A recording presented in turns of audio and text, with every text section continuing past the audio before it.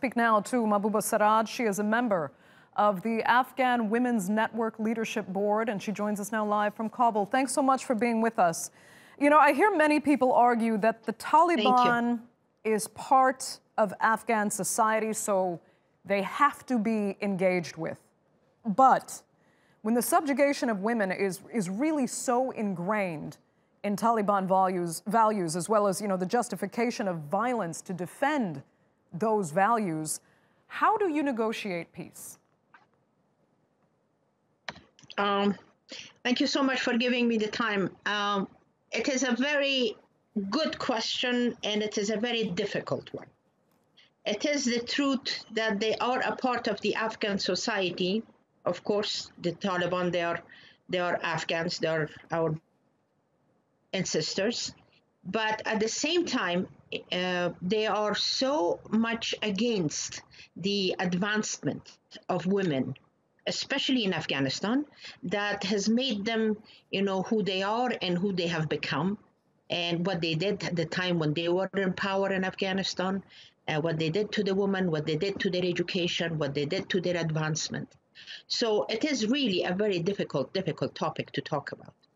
We really have to make these people understand and see Afghanistan from the eyes of the Afghan women that are living right now in this country. And that will be the biggest challenge, that they have to be able to do that. Right. So how to make them see that, it's really, it depends on the how shall I say, on the talent of our negotiators, especially the women and the men, to make them stop for a few minutes and really listen and look at the whole situation apart from their point of view, from another point of view. So if we could do that, if we could just do that, that means that the opening is for a conversation, and we can maybe advance and go somewhere and place from there.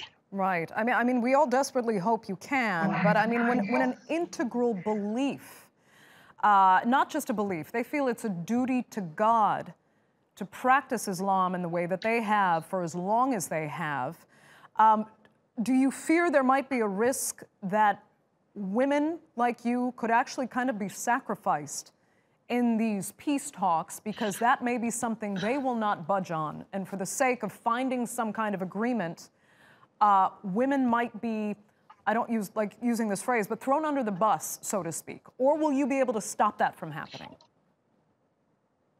Well, this is, I mean, where we are going as the women of Afghanistan and the group that are actually working behind the scene in Kabul, we are trying to make the world understand this, because the only partners at this point that we do have are the representatives of most of these countries that they are in the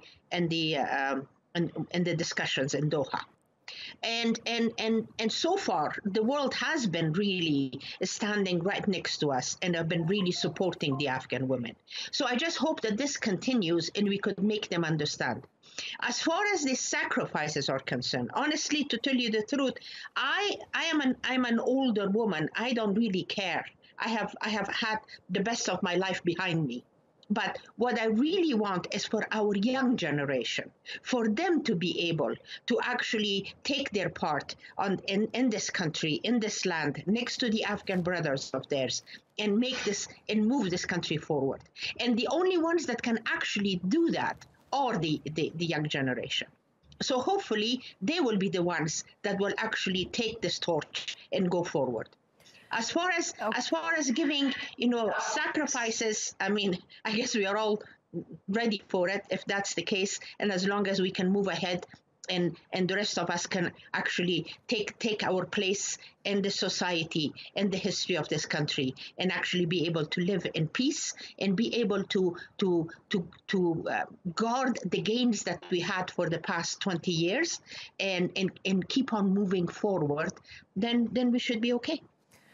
Let me ask you, I mean, in hindsight, you know, are you disappointed that the Taliban was only overthrown 20 years ago and not actually beaten, defeated over the 2 decades since? Well, you know, this whole thing, I have been thinking about this, studying about this, reading about this a whole lot.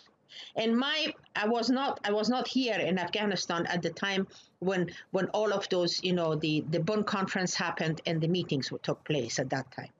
But it was, I wish the Taliban could have stayed with the people of Afghanistan. We could have moved ahead of, you know, together, because, you know, to tell you the honest truth, there's not really that much difference between the Taliban and the Mujahideen of those days. And then if Afghanistan could change the Mujahideen, and for them to have a, you know, to have houses and to have lives and to have their children educated and to be a part of this whole movement or development of Afghanistan, I don't see why the Taliban couldn't be a part of that, and I'm sure they would have been by now.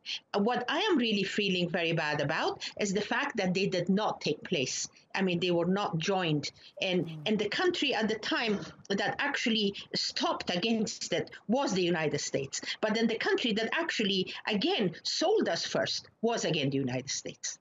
So, you Okay. know, I wish it wasn't any of these things. A lot of our boys, a lot of their boys, a lot of the boys are from every country in the world lost their lives.